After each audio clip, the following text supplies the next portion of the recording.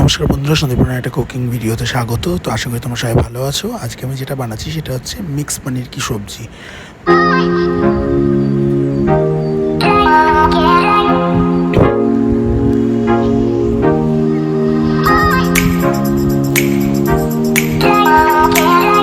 প্রথমে এই সবজিটা করতে যা যা লাগবে তাতে আমি কেটে নিয়েছি লম্বা লম্বা করে ক্যাপসিকাম, গাজর, বিনস, আর এদিকে আমি পেঁয়াজ, রসুন আর আদা, কাঁচা লঙ্কা আর কতগুলো কাজু আর পনিরটাকে ভালো করে কেটে নিয়েছি।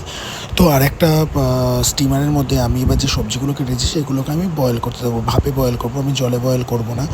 তো ভাপ দিতে দেবো। আর দেখো আমি এগুলোকে ভালো করে সাজিয়ে দিচ্ছি যেন একটার সাথে একটা লেগে সব কটা সমানভাবে যেন ভাপ পাই। তো এটা দিয়ে দিচ্ছি। আর একটা পাত্রের মধ্যে জল নিয়ে সেটাতে আমি যে পেঁয়াজ, টমেটো, আদা, রসুন, কাঁচা লঙ্কা আর কাজুগুলো রেখেছিলাম সেগুলোকে বয়েল করতে দেবো। বেশ এটা সুন্দর খুব খেতে হয়। তো দেখো এটা আমি বয়েল করতে প্রায় দিয়ে দিয়েছি। এবার যতক্ষণ সেদ্ধ না হবে ততক্ষণ এটাকে বয়েল করব। তারপরে আমি চেক করছিলাম যে এটা হয়েছে কি না। তো এটা খেতে খুব সুন্দর হয় খেতে। তো এর মধ্যে আমি পনিরগুলোকে পিস পিস করে কেটে রেখেছিলাম। সেই পনিরগুলোকে একটু কাশ্মীরি রেড চিলি পাউডার এবং একটু লবণ দিয়ে আমি ম্যারিনেট করে রেখেছিলাম কিছুক্ষণের জন্য। পনিরে এমনিই তেমন একটা টেস্ট থাকে না, কিন্তু এটা ম্যারিনেট করে একটা পনিরটা ফ্রাই করলে বেশ সুন্দর একটা টেস্ট হয়। তো তারপরে আমি দেখো এগুলো বয়েল হয়ে গেছে। তো আমি একটা ছাঁকনির সাহায্যে এটাকে আমি ছেঁকে নেব। প্রায় বয়েল হয়ে এসছে। তো তারপরে আমি একটা ছাঁকনির সাহায্যে এটাকে ছেঁকে আমি জল ঝরতে দিয়ে দেবো, যেন আর যে স্টকটা থাকবে সেটাও আমি ফেলবো না, সেটা আমার কাজে লাগবে। তো সেই জন্য আমি স্টকটাকে আলাদা করে নিলাম এবং এটাকে ঠান্ডা করে মানে পেশাই করবো মিক্সিতে। আর এদিকে আমার ভেজিসগুলো প্রায় বয়েল হয়ে গেছে।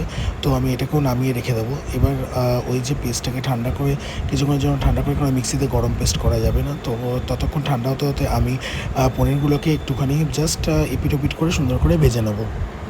তো আমরা মিক্স ভেজ তো অনেকেই খাই, বাট এইভাবে আপনারা মিক্স ভেজ করে খেতে পারেন, বেশ সুন্দর সুস্বাদু হয়। কারণ এটা বেশ অন্যরকম একটা স্টাইলে, এটা রুটি পরোটা হোক বা ফ্রাইড রাইস হোক বেশ সুন্দর লাগে খেতে। তাই জন্য আমি হট করে খুব তৎজলদি বানানো হয়ে যায় এটা। সেই জন্য আমি বেশ তৎজলদি এটা বানিয়ে ফেলেছি। দেখো হালকা ফ্রাই করেছি, পনির বেশি ফ্রাই করিনি। আমার মনে হয় পনির বেশি ফ্রাই করলে টেস্ট থাকে না। এরপরে আমি টমেটোর খোসাগুলোকে ছাড়িয়ে আমি সেগুলোকে স্মুথ পেস্ট করেছি। এটাতে যখন যদি জল লাগে তো হালকা মতো ওই যে স্টকটা আমি রেখেছিলাম সেটা ইউজ করবেন। তো আমি সেটাই ইউজ করেছি। এরপরে ওটার মধ্যে একটু কাশ্মীরি চিলি পাউডার, স্লাইট একটু হলুদ দিয়ে আমি আরেকবার একটু মিক্সিতে ঘুরিয়ে নেবো, একটা স্মুথ পেস্ট বানিয়ে নেবো। তাহলে আর এর মধ্যে আর কিছু দিতে লাগবে না। তো এরপরে আমি কড়াইতে তেল আর একটু বাটার দিয়ে, এটা বাটার দিলে খুব সুন্দর টেস্ট হয় খেতে। তো বাটার দিয়ে আমি যে পেস্টটা বানিয়ে রেখেছিলাম সেই পেস্টটাকে ঢেলে দেবো। কারণ এটা পেস্টটা প্রায় হয়েই ছিল, তো বয়েল টয়েল তো হয়েই আছে, বাস পেস্টটা ঢেলে দেবো। তো এই পেস্টটা ঢেলে আমি কিছুক্ষণের জন্য ওয়েট করছিলাম। তারপরে আমি দিয়ে দিলাম পরিমাণ মতন লবণ, আর লবণটা দিয়ে ভালো করে নাড়িয়ে দিলাম। এবার কিছুক্ষণ রেখে দিয়েছিলাম, ঢেকে দেখো বেশ সুন্দরভাবে ফুটে উঠেছে।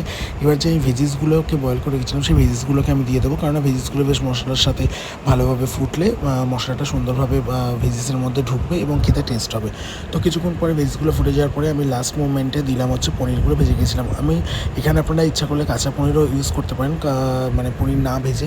এরপরে আমি একটু কাসুরি মেথি ড্রাই রোস্ট করে নিয়েছিলাম। এটা কাসুরি মেথির গন্ধটা বেশ সুন্দর লাগে খেতে, সেটা দিয়ে দিয়েছিলাম। আমার কাছে ফিশ ক্রিম ছিল না, নাহলে ফিশ ক্রিম দিলে প্রচণ্ড টেস্ট হতো। সেই জন্য আমি ফিশ ক্রিমটা দিতে পারিনি। ফিশ ক্রিমটা অল্প ছিল, যেটা আমি গার্নিশিংয়ের জন্য ইউজের জন্য রেখেছি।